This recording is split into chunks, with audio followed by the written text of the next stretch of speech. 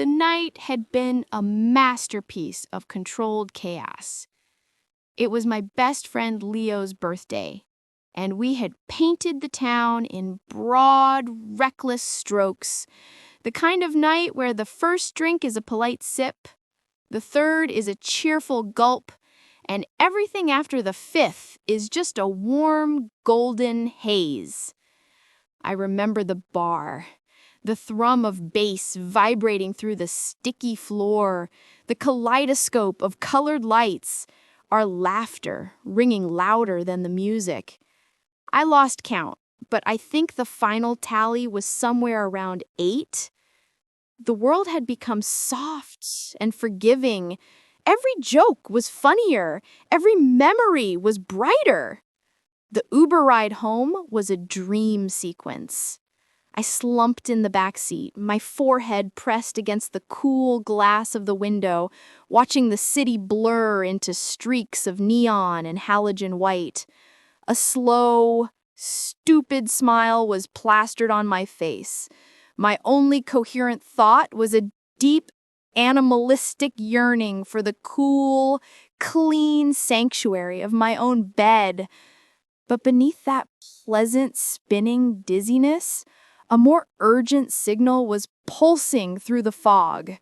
The 7, or was it 8, drinks had completed their journey, settling in my bladder as a pressing, insistent heat. It was a promise of a necessary, immediate pilgrimage to the bathroom the second my keys jingled in the lock. And then, through the alcoholic mist, a single, brilliant idea ignited. It wasn't a complex thought. It was simple, elegant, and perfect. Why bother? Why break this beautiful, drowsy spell? Why stumble across a dark apartment when I had a far more luxurious solution?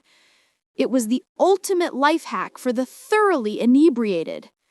I fumbled my way inside, my movements slow and deliberate. I didn't flip the harsh overhead light. I navigated by the faint blue glow of my stereo and the ambient city light filtering through the blinds. The silence of my apartment was a comforting blanket. I went straight to the closet, my hands finding the familiar plastic package by touch alone. The ritual was grounding. The crinkle of the packaging, the soft shh of the diaper as I unfolded it, the secure, final sound of the tapes being fastened. Tonight, this wasn't about headspace or comfort. It was about pure, unapologetic utility, a convenience forged from decadence. I fell into bed, the cool sheets a sublime relief against my warm skin. I burrowed deep under the duvet, creating a perfect dark cocoon. And then, with a conscious, grateful sigh, I let go. The warmth was instantaneous, a spreading, golden wave that saturated the thick padding, a stark and wonderful contrast to the cool cotton around me. It was the perfect, lazy, utterly selfish ending to a riotous night, a contained, private release that required no movement, no thought. I felt swaddled, secure, and profoundly cozy. Sleep pulled me under within minutes, a warm, damp, and contented oblivion. It felt like only seconds later when I was violently yanked back to consciousness. This wasn't a gentle awakening. It was a seismic event inside my own body. A deep, roiling nausea clenched my stomach, a sore, acidic tide burning the back of my throat. The pleasant spins of before were gone, replaced by a sickening, vertiginous whirl. I clutched the sheets, my knuckles white. This was no false alarm. This was a 5-alarm fire in my gut. And I knew, with a clarity that was terrifying, that I was not going to make it to sunrise. I sat up, the room lurching around me. The diaper between my legs was still warm and noticeably heavy from my earlier release, its presence now feeling less like a convenience and more like a complicating factor. I shuffled to the bathroom, my walk an unsteady, crinkling waddle. Each step was a soggy, squishing reminder of my state, a rhythmic counterpoint to the churning in my stomach. There was no room for embarrassment or complex thought. This was a primal mission of survival. I crashed to my knees on the cold, hard tiles, my hands gripping the cool, familiar porcelain of the toilet bowl like a lifeline. I took a few ragged, preemptive breaths, and then my body took over.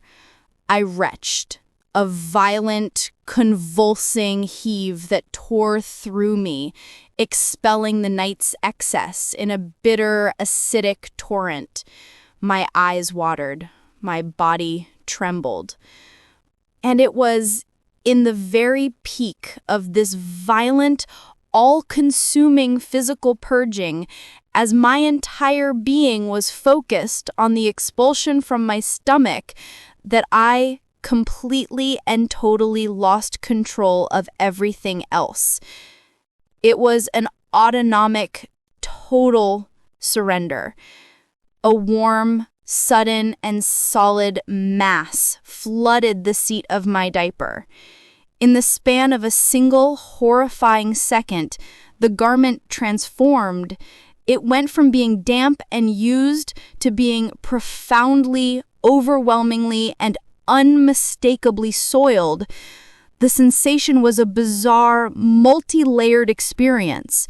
The intense, primary relief of the vomiting subsiding followed immediately by a wave of pure, hot humiliation, and then a strange, detached sense of shock. Oh, no!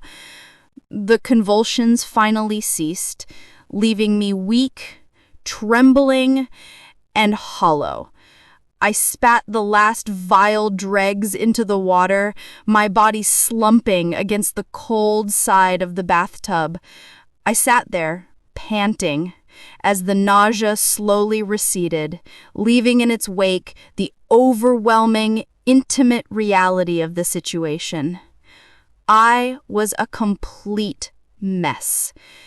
But as I sat there on the unforgiving tile, shivering in the dark, a single, grimly pragmatic thought cut through the self-pity. It's contained. It's all contained. The diaper held.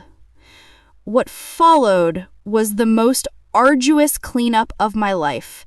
Peeling off the heavy, saturated, and now foul garment was a Herculean task in my weakened, uncoordinated state.